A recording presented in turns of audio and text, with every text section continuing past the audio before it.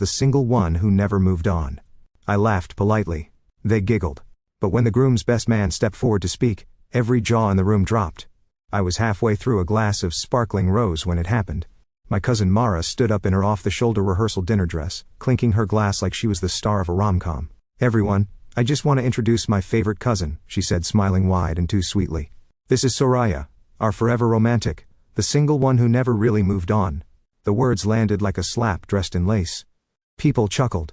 A few leaned in, curious, like they were about to hear a juicy story. Someone even raised their eyebrows in that "oh, here we go" kind of way. I laughed too, politely. Because that's what you do when your family roasts you like it's part of the entertainment. Behind Mara, her fiancé Caleb winced. I caught it, just a flicker, but it was there. He knew she'd crossed a line. My mom, Jeanette, gave me that look, half apologetic, half, "Why didn't you just bring a date like I told you?" My sister Ivy reached under the table and squeezed my hand. Her diamond wedding ring scratched against my skin. I said nothing, just smiled, nodded, and felt every set of eyes on me like stage lights. Then Caleb cleared his throat.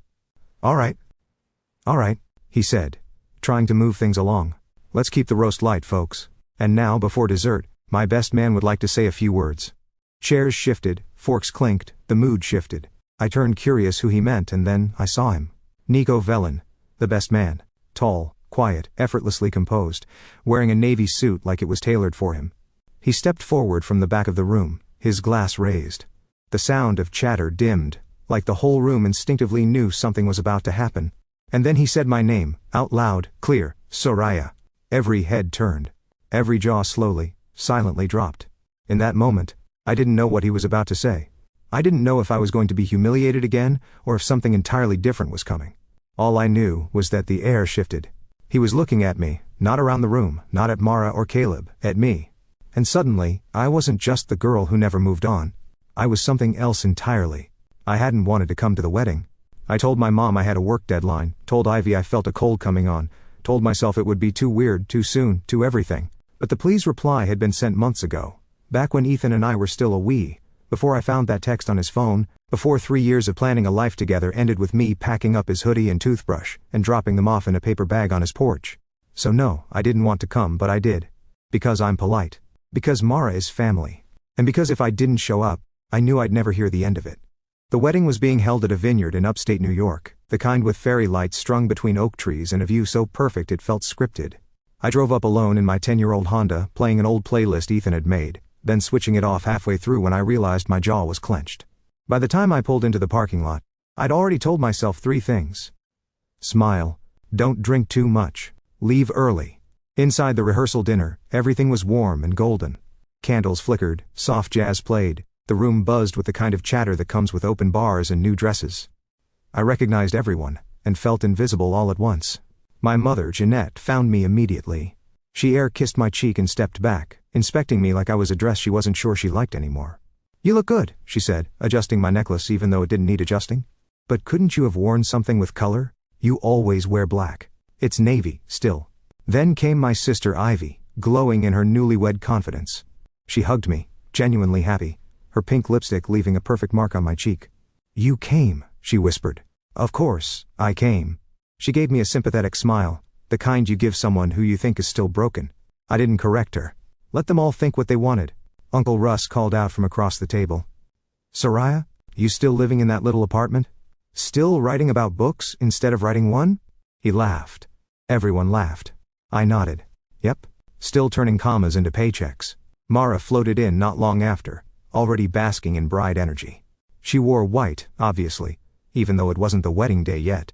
When she saw me, her eyes lit up, but not with kindness, with mischief. "My favorite cousin," she chirped, pulling me into a hug. "Look at you. Still single, still gorgeous. We're keeping your name in rotation for the bouquet toss, obviously." I forced a laugh. I'd always had this kind of relationship with Mara. Competitive, tight-lipped, full of tension neither of us ever acknowledged. She was the type who always needed to win, even in family group chats. Behind her, Caleb, her fiancé, gave me a small, kind smile. Caleb had always been decent. We once bonded over a shared hatred of wedding planning apps. "How have you been?" he asked quietly, as Mara flitted away. "I'm good." He tilted his head. "Are you really?" I shrugged. Good enough. He didn't push. I appreciated that. The rehearsal dinner was a blur of place cards, wine refills, and bad toasts. I sat at the singles table, of course, next to a guy named Grant who claimed we met back in the day and said we should catch up later. Ivy leaned over once to whisper, "We can leave together if it gets weird." It was already weird. Being back with my extended family felt like stepping into a museum of who I used to be. Everyone still treated me like I was 25 and madly in love, like I hadn't aged, grown, or learned how to put myself back together after being left. They meant well, most of them. But their sympathy clung to me like perfume, strong, sticky, and not quite right. Still, I smiled. I made small talk. I passed the mashed potatoes and said things like, "So exciting, and you must be thrilled, and what a beautiful dress." I did what I'd come to do, survive it. And then, just when I thought I could fade quietly into the background for the rest of the night, Mara stood up and said the thing that cracked the evening open like a dropped glass of champagne. "This is Soraya, our forever romantic, the single one who never really moved on." That's when I laughed. That's when people giggled. And that's when Caleb looked toward the back of the room and said, "Now my best friend Nico would like to say a few words." My heart did something strange then. Not quite a jump, more like a jolt. The kind your body does when you realize something important is about to happen. And nothing you do can stop it. I turned, and I saw him, Nico Valen. And suddenly, I wasn't sure if I should stay seated or run out the back door. I hadn't seen Nico Valen in 14 years. Not in person anyway. Once, maybe 6 years ago, I saw his name pop up on a mutual friend's wedding registry. I clicked on it, heart pounding, but it led to nothing. No photos. No updates. Just a name on a list. I told myself it didn't matter. Now, here he was in the flesh, walking toward the front of the room with a calmness I didn't trust. He didn't look exactly how I remembered. His jaw was more defined, his frame broader. His hair was shorter than it used to be, darker too. But his eyes, the way they scanned the room and landed on mine, those hadn't changed. Nico was never supposed to be here. Caleb never mentioned him, not once, not during any family gathering, not in a single Instagram tag. I'd assumed they'd lost touch. Or maybe Caleb assumed I wouldn't show up and thought there was no harm in inviting him. Nico took the mic from the DJ and tapped it once. "Evening," he said. His voice was low, steady, a little deeper than I remembered. "I won't keep you long. Caleb asked me to speak, and when Caleb asks, you say yes, even when it terrifies you." A few chuckles from the crowd. I didn't laugh. I was frozen, not afraid exactly, but on edge. Like something in my body recognized his presence before my brain could process it. He didn't look at me again, not yet, but I knew he would. I glanced at Ivy. Her brow furrowed. She leaned in and whispered, "Wait, is that Nico?" I gave the tiniest nod. Her eyes widened. "That Nico." I nodded again. She mouthed one word. "Wow." I tried to focus on the speech. It was simple enough. Nico told a few funny stories about Caleb in college, dropped a sweet memory from high school, then raised his glass and toasted to forever kinds of love. I could feel my mother watching me. I didn't turn to confirm it. When the applause faded and Nico handed the mic back, he looked at me again. This time directly. A pause, deliberate, like he was testing the water. I looked away first. After the speeches, people moved toward the dessert table. Conversations picked back up. But I stayed in my seat, staring at my untouched slice of cake, willing myself not to feel anything. Then I heard his voice behind me. "Hey," I turned. There he was, closer than I expected, still holding his champagne, still watching me like I was someone he remembered. "Nico," I said, and hated the way my voice cracked on the second syllable. He smiled faintly. "You remember me?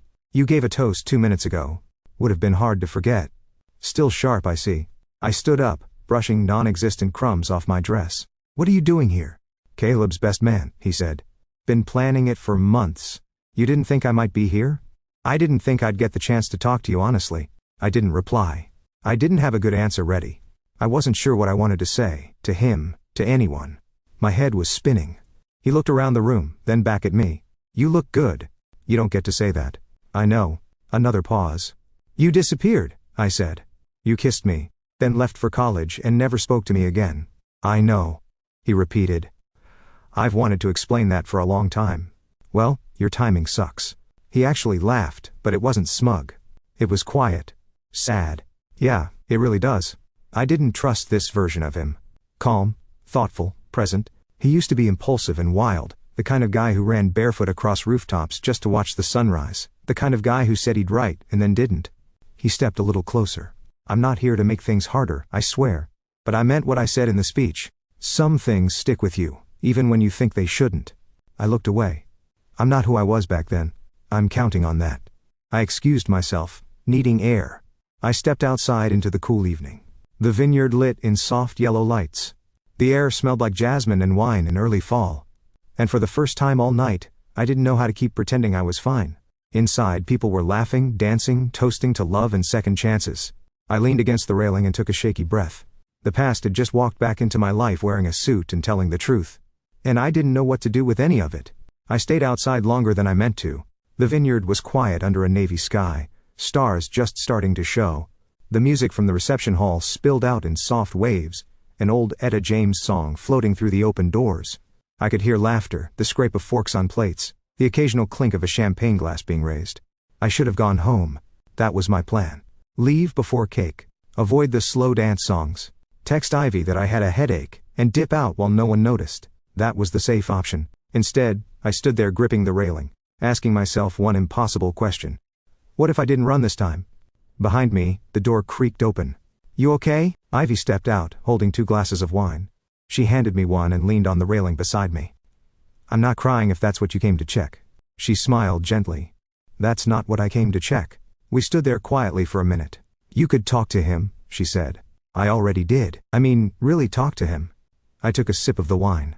You remember what he did? I remember that he was 19, scared and stupid. We all were. I also remember how you looked at him, Soraya. Back then, you were different around him, lighter. That version of me doesn't exist anymore. Ivy raised an eyebrow. You sure about that? I didn't answer, mostly because I wasn't. She bumped my shoulder. You don't owe him anything, but maybe you owe yourself a little honesty. When she went back inside, I stood alone for a while longer. I thought about the version of myself I'd been when Nico and I were almost something. It had been a single night, a kiss that should have been followed by 100 more. But then he left and I waited. And then I stopped waiting and pretended I didn't care. Now he was here, and he was saying things I never thought I'd hear. I set down the glass and turned back toward the building. I didn't go in through the main entrance. I slipped through the side, past the staff hallway, and found myself at the edge of the room, half in shadow, scanning for him. He was standing by the fireplace, alone, hands in his pockets, staring into the flames like he was working up the courage to move. I crossed the room and stopped a few feet from him. You said you wanted to explain, I said. He turned slowly. He didn't look surprised. I do, he said. If you'll let me. I'm listening. Nico took a breath. I left for college, and I thought about you every single day after I did. I had your number. I even wrote out what I wanted to say a dozen different times. But every time I went to call, I panicked. I'd never felt anything that real before. I didn't think I deserved it. That doesn't make what you did okay. I know it doesn't. And now, after all this time, you show up and give a speech like something out of a movie? I didn't plan the speech, he said. I wrote something else, something safe. But then, I saw you, and everything I planned felt hollow. He paused. I'm not trying to rewrite the past, Soraya. I just want to stop pretending it didn't mean something. I crossed my arms. You could have reached out years ago. I know, he said. And I wish I had, but I'm here now. And if there's even a chance that you've wondered just once what it could have been like if I'd stayed, I had to say something. I studied him. The nervous shift in his stance, the sincerity in his voice, the part of him that looked like the boy I used to dream about, and the man I didn't quite recognize. I could have shut him down. I still wasn't sure I wanted to forgive him, but I wasn't ready to walk away either. All right, I said quietly. You get 10 minutes outside. Then I go home. He didn't smile, but something in his face softened, like relief. I'll take 10, he said. We walked out together, past dancing relatives and second glasses of wine, and Aunt Cecily pointing at us like she'd predicted this all along. Outside, under the lights, we sat on the bench near the vineyard path. And for the first time in 14 years I let myself listen, not as the girl he left behind, but as the woman who finally wanted to know why. We sat on that bench, the two of us, beneath strings of lights and a sky thick with stars. It smelled like grapevine and wood smoke. I could still hear the faint pulse of bass from the dance floor, but out here, the world felt quieter, slower, real. Nico didn't rush into his explanation. He sat beside me like someone who had finally stopped running, from the past, from guilt, maybe even from himself. I didn't leave because I didn't feel anything, he said. I left because I felt too much. I didn't respond. When I kissed you that night, I knew it was different, he continued. I knew if I stayed, I wouldn't be able to focus on anything else, and that scared me. I was a kid, Soraya. I didn't know how to carry something that real. You didn't even say goodbye. I know, he said, his voice low. That's the part that haunts me. I looked at him then. Really looked. He wasn't trying to charm his way back in. He wasn't giving me a version of the truth that would make him look good. He was laying it out there, unsure of what I'd do with it. I let out a breath. I waited for you, for a while. I checked my phone every day. He nodded. I don't deserve your forgiveness. No, I said. You don't. The words hung between us, and then I added, but maybe you're not here for forgiveness. His eyes met mine. I'm here for honesty. And maybe, if I'm lucky, a second chance. I wasn't ready to answer that, not yet. But I didn't move away from him. Back inside, someone tapped on a glass. Music cut off. The crowd quieted. It was Caleb standing with a microphone. Before we head into the dancing portion of the night, I just want to say thank you to everyone who made it out here, especially my best man, who's been my friend since we were 15, and who apparently had a few extra things to say. The crowd chuckled. Now, against all wedding tradition and maybe some advice from my bride, Nico wants to say one more thing. My heart jumped. Nico turned to me. Do you mind? I stared at him. Are you serious? He stood, straightened his jacket, and offered a helpless, crooked smile. Too late to back out now. He walked inside, and I followed. The room was buzzing. Half curiosity, half anticipation. Nico took the mic from Caleb, and stood beneath the low lights, with the confidence of someone who had nothing left to lose. Hi again, he began scanning the room. Some of you know me. Most of you probably don't. But I'm not here to talk about Caleb this time. A few murmurs. I want to talk about someone else, someone I never got to say goodbye to, someone I walked away from thinking I was doing the smart thing, protecting myself, avoiding mess. But what I really did was lose the best thing that ever happened to me before it even had a chance to become real. My hands felt numb. My cheeks burned. Every single person turned to look at me. He didn't say my name, not yet, but I could feel it on his tongue. There's this myth that time heals everything. That if you leave something alone long enough, it stops hurting. But that's not always true. Sometimes it just sits quietly waiting. And when you finally face it, you realize it never stopped mattering. He glanced across the room, our eyes locked. I don't want to be the guy who runs anymore, he said. Not from love, not from regret, not from the people I've hurt. And if the person I'm talking about can hear me right now, I want her to know. She changed me. And I'm standing here tonight because I want a second chance. Even if all I get is a conversation, I'll take it. Silence. No awkward laughter. No nervous chatter. Just an entire room holding its breath.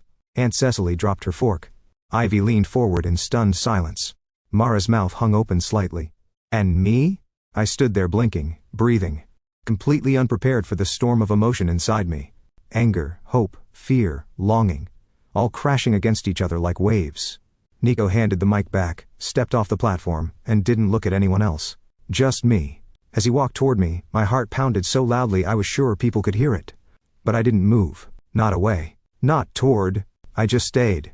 And when he reached me, he stopped. I meant it, he said quietly. All of it. And for the first time in years, I didn't feel like the woman who'd been left behind.